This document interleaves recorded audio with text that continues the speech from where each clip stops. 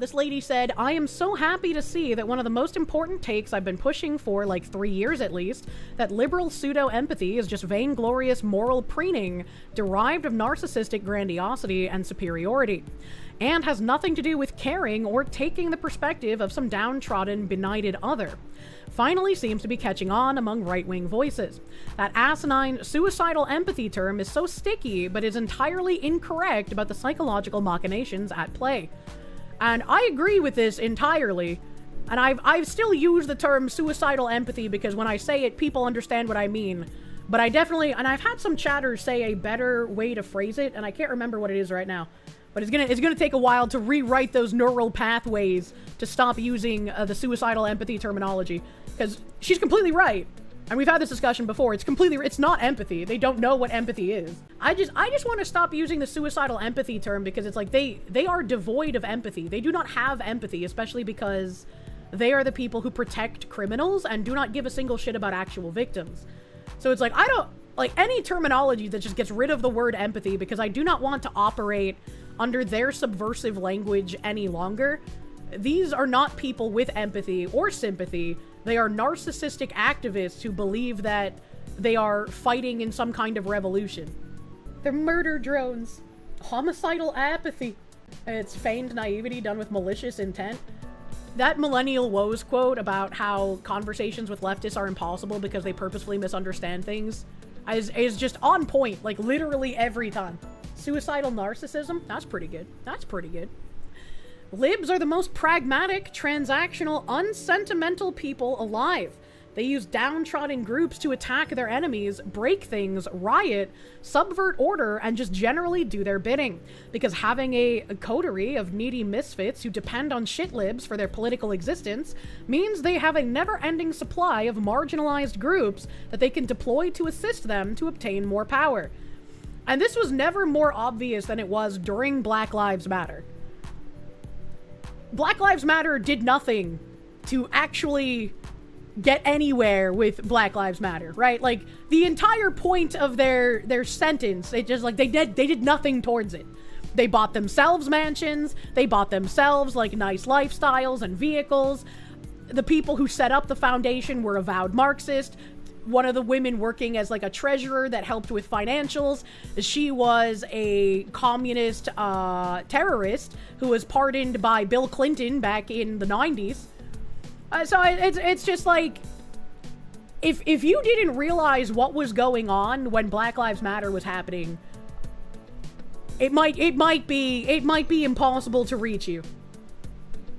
Communists coined the term lumpenproll 100 years ago, and it's still relevant, true, and fucking real. Sure they did. They're black. It helped their lives. Yeah, no. Fuck all the other ones where they destroyed the businesses of them, you know? They enriched themselves while the ignorant masses kept the gravy train going. Yep.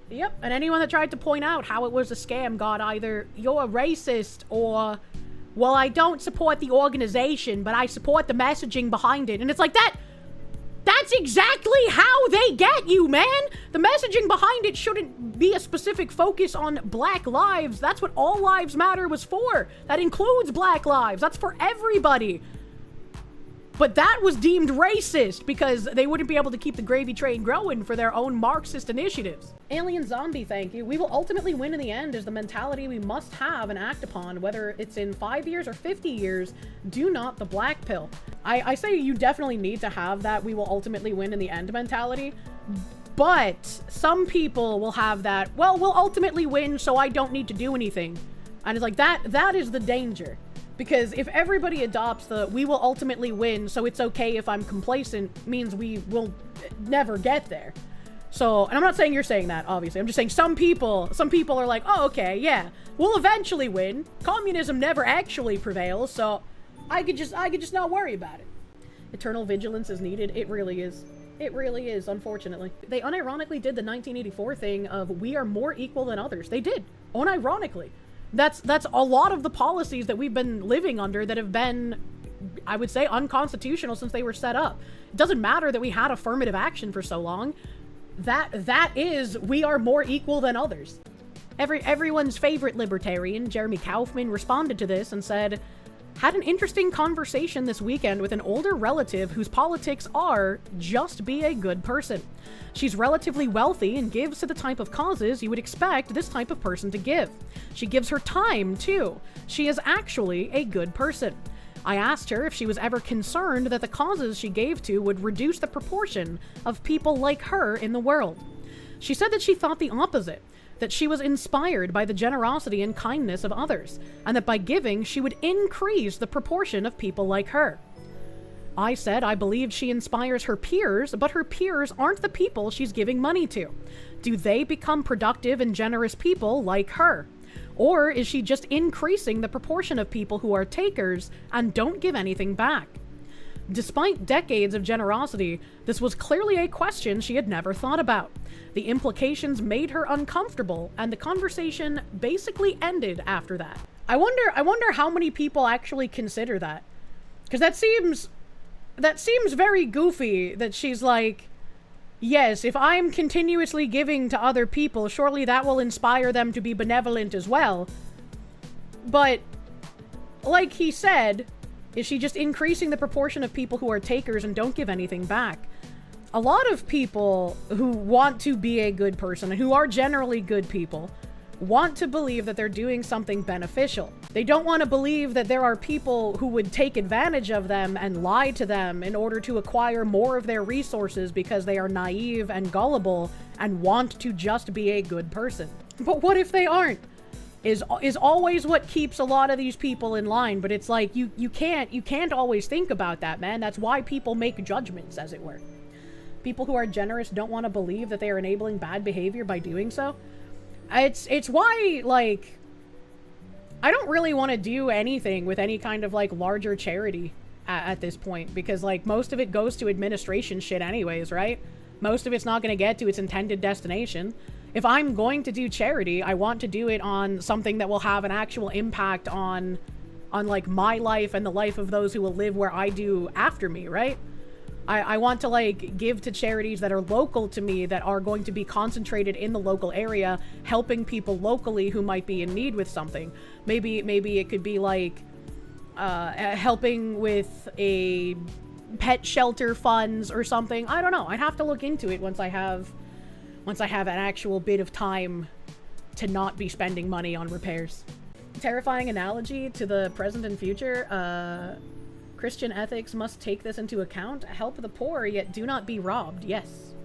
Yes. It is a noble cause to want to help those who have fallen on unfortunate times, and I think a lot of people do so with good intention. But when you have good intention, you will encounter those who seek to exploit you because they know you have good intention, and they know that they can lie to you easier because of that. I thought this was pretty fucking funny, and I also agree. This is how Boston Mayor's Woo should be treated everywhere she goes. Abso-fucking-lutely, buddy. Here in South Boston. So thank you so much for coming out. We're excited to celebrate the 250th anniversary of our country. Get her out of here! It's a baby wheel! Oh, yeah, boo the woo, buddy. I don't know how anyone is still voting for this individual. You fucking get her out of here! Good fucking God. The Spencer Pratt guy was quote retweeting a fucking prostitute here named Marlo Stern. Deadline said Spencer Pratt plans to leave LA if he loses mayoral bid. Quoted, "I will be done." The prostitute Marlo Stern said he lives in Santa Barbara. And Spencer responded, "My house burned down. I lost everything. I can't rebuild. As a 42-year-old man with 2 kids, I've had to move into my parents' house, and I'm getting attacked for that. This is journalism. This is why no decent people ever get into politics. This is why you only have goblins running everything. God help you if you try to make things right for your community. If you lose your entire town, journalists will mock you for not making your kids sleep in the toxic dirt on your burned out lot. Who raised you, dude?" And he's got a massive fucking point. He has a massive fucking point here. Decent people not only don't get into politics typically, but if they do, they don't last because the attacks are absolutely fucking unrelenting. You have to deal with your political adversaries attacking you. You have to deal with people on your own political party attacking you. You have to deal with journalists lying about you day and fucking night. You have to deal with journalists magicking up some woman from 30 years ago to make false rape accusations against you at some college party you never even went to. Most people look at this and they're like, why the fuck would I do that? So you mostly get narcissistic, bullheaded retards who want nothing but money and power getting involved because they don't care how much they're lied about. It doesn't fucking matter to them because everything that they put forth publicly anyways is lies and manufactured regardless. This guy lost everything and it's still not enough for the far left? Yeah, he's not dead. If he was dead, they would still besmirch his name after death, but that's what they want. And I found a pretty fucking apt quote here. John Swinton was the head editor of the New York Times at one point. He started his own newspaper at one point. He went a little fucking crazy. There was a split between socialists in America, and he was part of the party that split from the regular socialists. I think they were called like Gregorians or something like that. It was like Gregorian philosophy, but it was like it was socialism, but other socialism hasn't worked, and ours will work this time because we're kinder. The fact that he has a chance at winning the mayoral election in LA is insane. It really is. He had a very nice quote for this, and I won't read that one here, but I'll read the full quote that I posted in my replies. And I added a screenshot of the prostitute Marlo Stern continuing to double down. Someone responded to him and said, he's a lifelong Angelino whose house burned down. You're a New York City media hack doing propaganda for the incumbent politicians whose negligent, harmful policies caused the fire. Enough of your petty attacks in defense of an unacceptable status quo. And the prostitute responded, the truth and the ability to tell it still matters. I'm sorry you've lost sight of that. You know, the prostitute here, whose job it is to lie to everyone, talking about the truth is real fucking funny. If you were telling the truth, you wouldn't simply say he doesn't live in Los Angeles. You would explain he's a lifelong Angelino forced to move out of the city because his house burned down. You disgusting twit. Actual prostitutes who sell themselves for a price of a cheeseburger have more respect than you do. Someone else said his house burned down, and the prostitute said, I'm aware, but he already left LA almost a year ago, so he can stop acting like he still lives there. It's bizarre. It's not bizarre to have a connection and say you still live in LA and want to run for mayor of LA over your burnt fucking property. That's not bizarre. That's normal. His entire life got uprooted. What the fuck is wrong with this thing? Don't forget who burned his house down. True and real. And then the full quote from John Swinton about motherfucking journalists. And this was in 1880, by the way. He was giving this at a press dinner. So he was a former lead editorial guy at the New York Times. He owned his own newspaper. And he was at a special dinner for journalists while he said this. There is no such thing at this stage of the world's history in America as an independent press. You know it, and I know it. There is not one of you who dare write your honest opinions, and if you did, you know beforehand that it would never appear in print. I am paid weekly for keeping my honest opinions out of the paper I'm connected with. Others of you are paid similar salaries for similar things. And any of you who would be foolish as to write honest opinions would be out on the streets looking for another job. If I allowed my honest opinions to appear in one issue of my papers, before 24 hours my occupation would be gone. The business of the journalist is to destroy the truth, to lie outright, to pervert, to vilify, to fawn at the feet of maman, and to sell his country and his race for his daily bread. You know it, and I know it. And what folly is this toasting an independent press? We are the jumping jacks, they pull the strings, and we dance. Our talents, our possibilities, and our lives are all the property of other men. We are intellectual prostitutes. The old people got some wisdom. It's just it's always interesting when they admit to doing bad things. They don't stop it, obviously, but it's always interesting when they admit to it. And the full quote 100% fucking bangs. This fucking filthy fucking quango Ministry of Love, imagine. And he said, imagine actually believing this, and I'm assuming he meant living your life according to one of the stupidest attempts at making philosophical a race-based identity.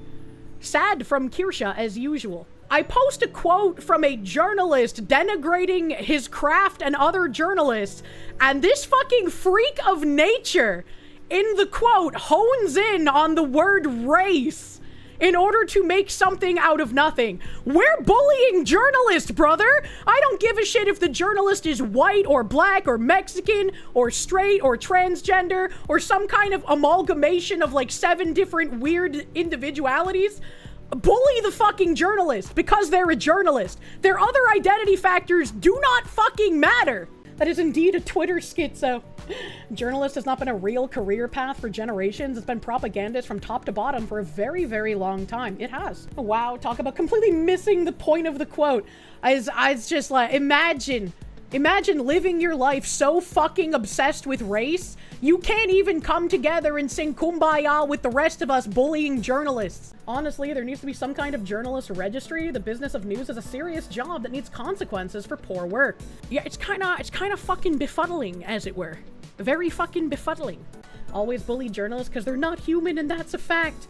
I love giving props to the journalists that actually do good work and actually put their field in a respectable position, but they're so far and few between these days. And then also on Spencer Pratt, he dropped probably the most fun political ad I've seen in a hot minute. LA mayoral candidate Spencer Pratt just dropped an absolute banger down from the theme of Fresh Prince of Bel-Air. No wonder Karen Bass is terrified. He's surging. I don't know much about this guy, but anything's better than fucking Karen Bass, dude. Hopefully he doesn't get tangled with IPAC. I don't know, man.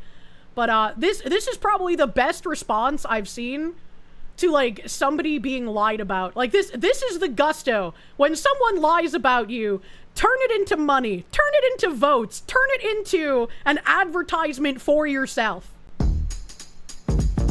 Now this is a story all about how my life got flipped, turned upside down, and I had to take a minute to run for mayor. I'll tell you how I became the prince of a town called Bel-Air.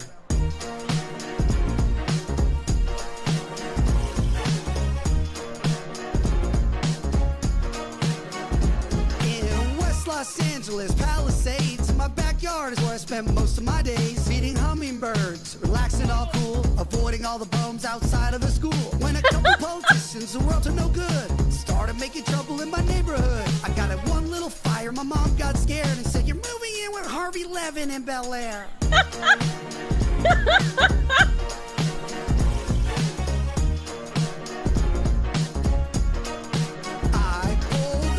My lot about 7 or 8, and I yelled to the rubble, "Yo ho, smell you later." I moved to my kingdom, I was finally there to sit on my throne as the Prince of Bel-Air. Yeah, he kind of busted.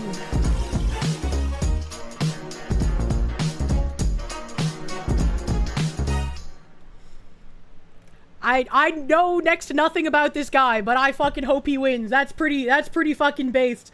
That is how you put these fucking prostitutes in their place. Get them out, dude. That's nuts. You live in PA, but he's got your vote. I mean, it's California. We could probably all vote, right? He either has a decent voice or a good crew in the studio. Probably a little bit of column A, a little bit of column B. And before Will Smith sues him for copyright, that would be really sad and hopefully doesn't happen.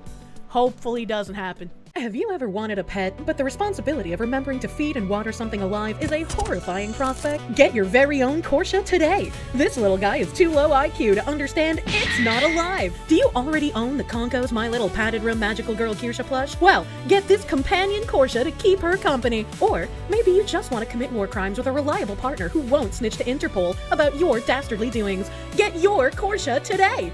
The Korsche will continue to love you, no matter what. Except if you try to do it. Do not the Korsche. The Korsche is for loving, eating, and war crimes, not for doing. Buy a Korsche for your Korsche so that they don't get lonely inside your walls.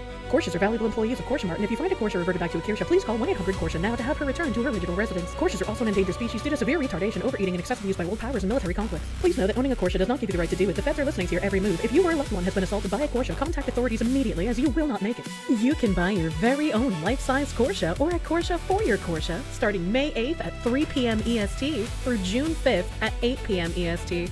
Get yours now before they escape and are gone forever. Thomas Massie has officially been defeated by the IPAC-funded candidate Ed Gallrein after tens of millions of dollars were poured into the race. President Trump said it was his personal mission to end Thomas Massie's career after Massie pushed for the release of the Epstein files. That's kind of a weird thing to say, Mr. Trump. Ed Gallrein refused to debate, made limited public appearance, and is expected to vote for anything Trump demands. I haven't even heard the name Ed Gallrein until one of you guys mentioned it earlier when we brought this up.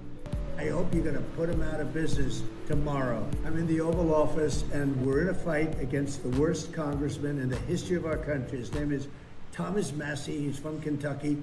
I hope you're going to put him out of business tomorrow. He is so bad. Got an election coming up. He's running against a great guy, a great patriot, Ed Gallrein. Well, considering he's funded by IPAC, he's a great patriot for which country? He's fantastic.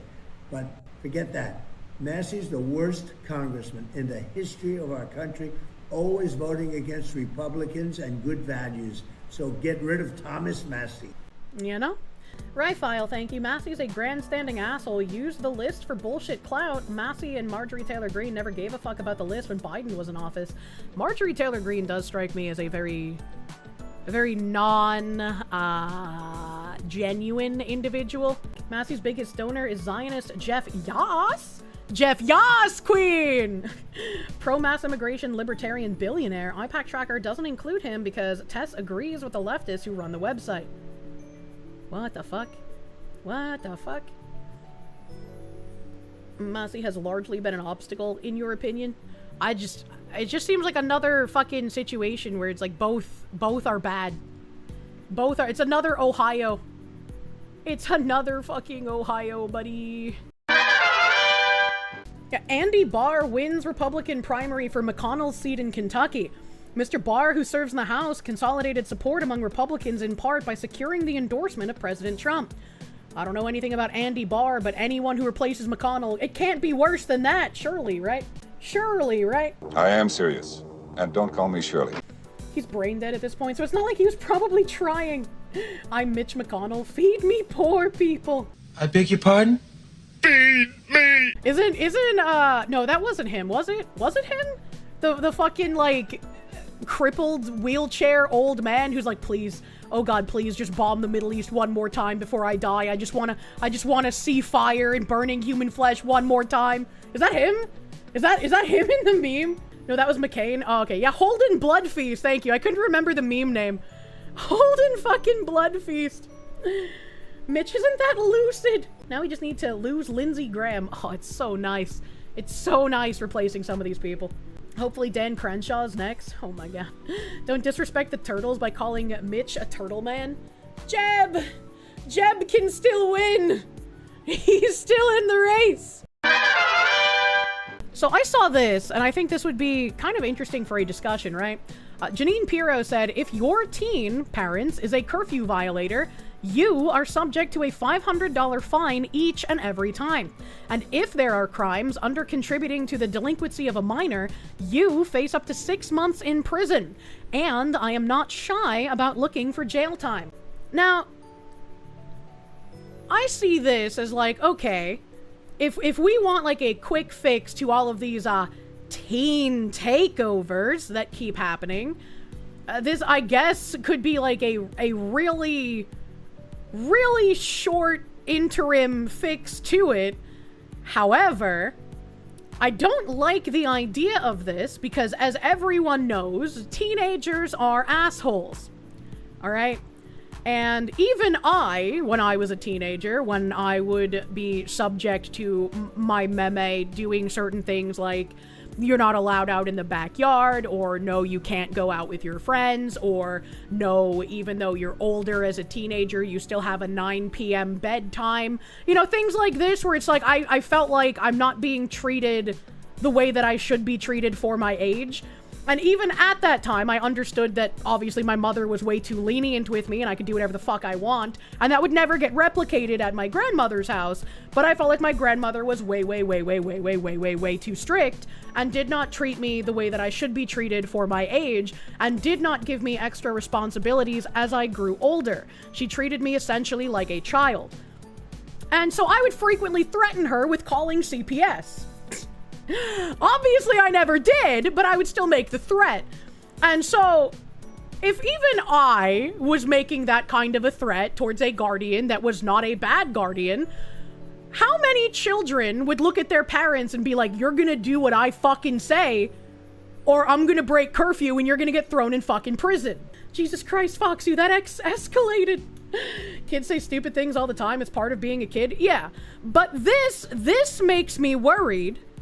Because I have a feeling that this is going to be used against quite a lot of these parents. You're fine with this in the moment in DC, in places like DC, with problems like DC has. You're generally not okay with this in places that are actually civilized. Yeah, that's exactly kind of where my opinion is. It's like, things have gotten so bad, I can understand the need for this, and that it might be useful, but I'm hesitant, right? I'm hesitant because there is nothing more permanent than a temporary government solution. And so it makes me feel like this is eventually going to get out of hand and be used against parents who are actually good parents, either if their kid is threatening them or just in general, right? Like, the kid is almost home and they're like, oh, you're 1 minute past curfew, mister. We're gonna go give you a fine. Temporary measures like fucking income tax. Yeah, exactly.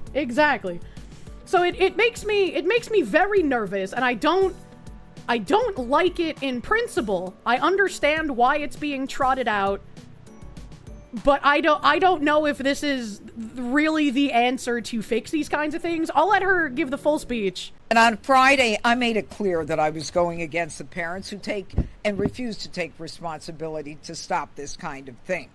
I said they would face consequences, and I meant it.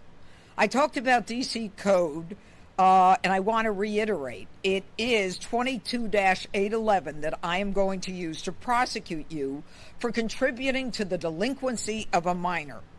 Parents, you are not a bystander in this crisis. And it's like, I also frequently talk about how, like, yes, parents need to parent. Parents are responsible for parenting their children. You cannot offload your parenting responsibility to the police, to the school teachers constantly, to content creators, to content platforms. Like, you can't do that. You have to be a parent.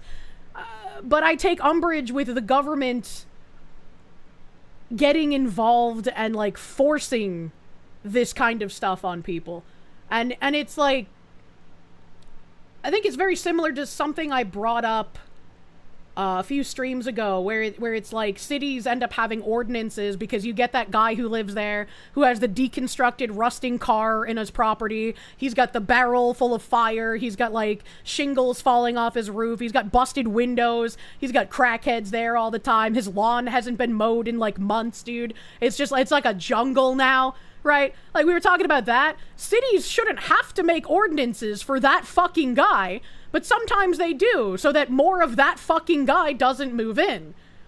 And it's like, I don't like that they have to do that. I think we all should just be courteous of one another, much like I think all parents should just be able to parent. But once again, you run into the conundrum of no time in the history of ever has everyone just. And you will never be able to do anything to make everyone just. And it's kind of like a rock and a hard place where it's like, I don't want this kind of intervention, but what the fuck else are you supposed to do at this point? They start chopping hands for shit like theft, things will go back to normal pretty quick. I feel like we still have a couple more years before the Muslims start enacting cutting off hands for theft. Like, Hamtramck would probably be the first place that would happen in, maybe Dearborn. But we're still like a few years off from that, I feel like. they've only been doing the female genital mutilation in the US for the last couple of years, so it's gonna take a while before they can do like more public facing punishments. You'd rather teens get cuffed and sent to jail based on circumstances, harsh you know, but trust you, it shows dumb kids' actions versus consequences. I also agree, right? Like I think that there's a lot of people in the judicial system who let teens off simply because of their age, and that shouldn't be a thing. Right, they need to learn young that there will be consequences. Giving them leniency just makes them think they'll be untouchable even later on, and sometimes they're even right. Parents need to be held accountable, but teaching delinquent kids that someone else can be held responsible for their actions, like some sort of accountability tank, will never raise functional adults. Also very true. Like, I hope she says it in here, right? Because it's like the parents shouldn't be the only one facing consequences. The juvenile should also face consequences, and they should be adult consequences, right? Like, if you're going so far as to say your parents will be held financially and put in prison liable for your actions, then we should take that same thing and say, well, the juvenile will also face an adult jail sentence for these actions, right? If you're already escalating to punishing the parents, just give the juveniles the adult sentence. The taxpayers who are footing the bill by extra policing, cleaning up damaged property, suffering the effects of these illegal gatherings, whether it be noise or fights or robberies or chaos, are done. Starting now, parents, you're paying the bills.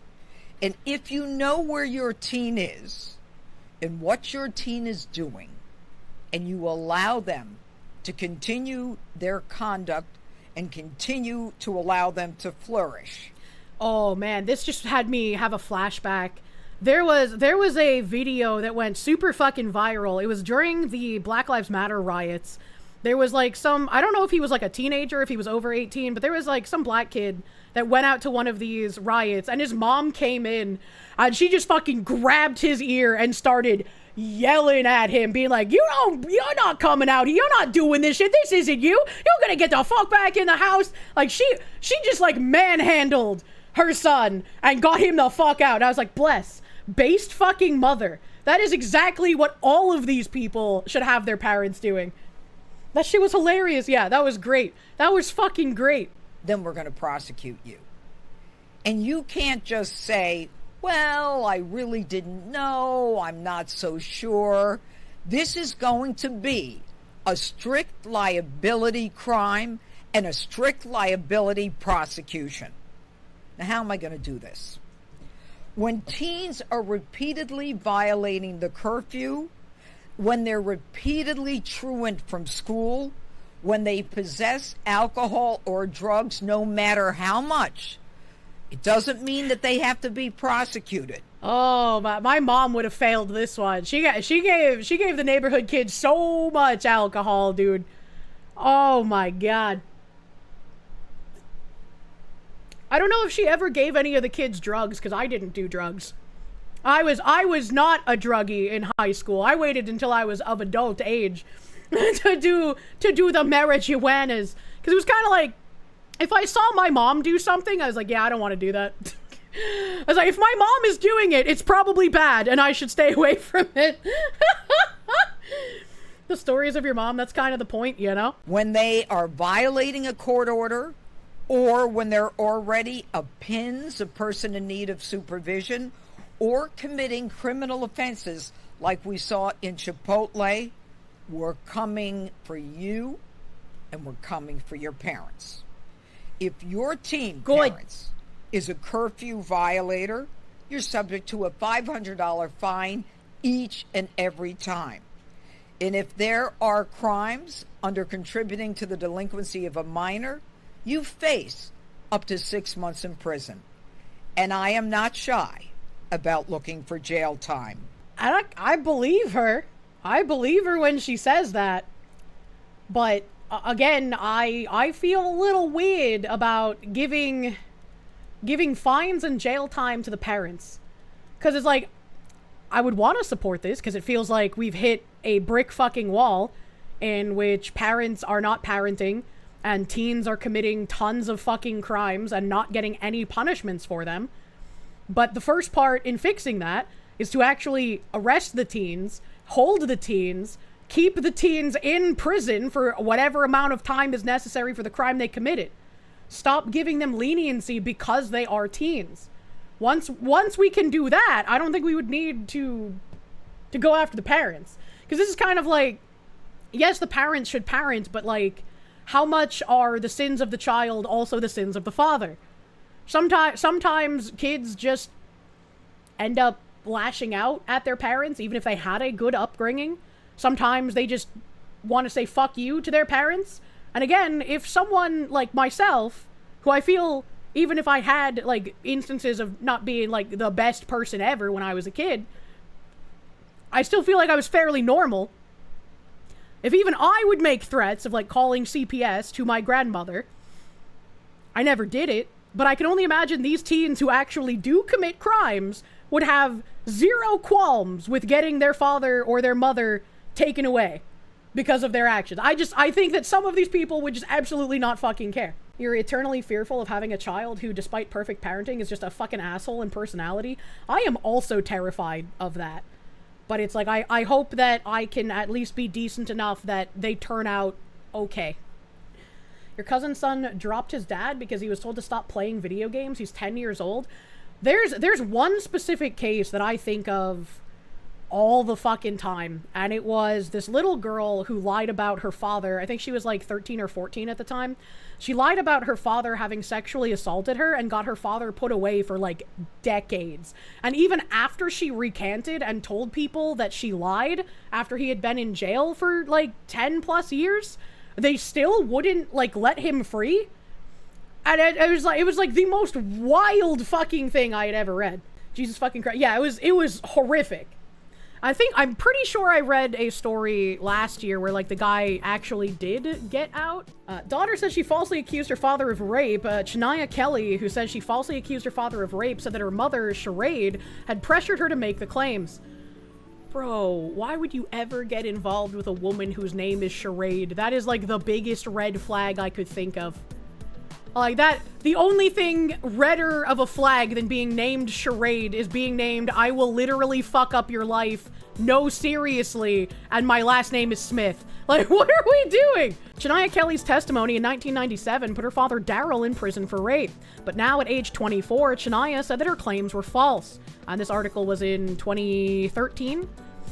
Chania was 9 years old when she said that her mother, Charade Kelly, at the time addicted to drugs and alcohol, had pressured her to make the claim. Chania allegedly lied to avoid being beaten by Charade. I'm 24 years old and I made this mistake when I was 9, Chania told NBC News. It's never too late to try and right your wrong. Shania's mother has said she is now drug-free and confirms her daughter's story. While living with her parents in Newburgh, New York, Charade allegedly always asked Chania if her father was touching her. When Chania would answer no, Charade would then threaten to beat her until Chania falsely answered yes. Charade then called the police and had Chania repeat the lie. Although there was no physical proof the girl had been raped, NBC reported that the similarities between the mother's story and Shania's was enough to convict Daryl. After refusing a plea deal, Daryl Kelly was sentenced to 20 to 40 years in prison. 6 months after the conviction, Chania admitted to her grandmother that her father's conviction was based on a lie. Her mother also signed an affidavit stating that she had threatened to beat Chania unless she told the cops her father raped her. However, the judge believed the statements to be coerced and Daryl's conviction was not overturned. Over the past 16 years, Daryl has studied law while in prison and filed several appeals, but they have all been denied. And I'm pretty sure he finally did get out after this. Women sentenced to 10 months in prison for falsely accusing father of rape. Don't get too excited. This didn't happen in any Western country. It was in Korea. A woman in her 30s who falsely accused her father of rape online has been sentenced to 10 months in prison. The Uijeongbu District Court's Namyangju branch sentenced the 37-year-old on charges of defamation, obstruction of business, and insult, according to legal sources on Sunday. The woman was indicted after posting a series of false claims on an online forum between late May and early June last year under the title, "I am a victim of familial sexual violence, please read this." She uploaded the post 11 times. In the post, she claimed she had been sexually abused by her father since the age of 4, and that her mother had also suffered domestic and sexual violence. She wrote that the matter had been settled through a compensation payment of 30 million won, $22,000, and called for strict punishment of the alleged perpetrator. She included her father's full name and the name of his business. She also posted additional claims 6 times, accusing her father of having had an affair with the woman who is now his wife prior to their marriage. During the trial, the woman argued that all of her claims were true, but the court rejected that argument, citing a lack of concrete evidence or circumstances to support repeated sexual abuse by the father. The court also noted that she had received financial support from her father while studying abroad. Don't do this. Don't let your daughter study abroad, man. They're gonna catch the communism virus.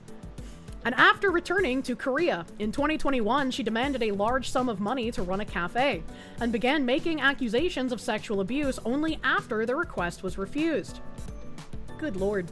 The defendant appears to have posted false claims about the victims out of resentment after being denied financial support. The victims' reputations have already been irreparably damaged, given that the defendant has continued to post similar content, and that the victims are calling for strong punishment. There is a high risk of reoffending. Korean legal system is beyond corrupt, do you hear? I've heard the same thing about Japan's legal system. They have like a near 100% fucking conviction rate or some shit. Who remembers the girl from the UK who accused her dad of rape, and the defense noticed her description of the rape was from 50 Shades of Grey? This is why, like, I don't know what the penalty for rape in Korea is, but I think anyone who lies about this kind of thing should face the exact same sentence that the person they accused of rape would have gotten if they were a rapist, right? Like, that just makes the most sense. You need to have a strict punishment so that people are not encouraged to do this.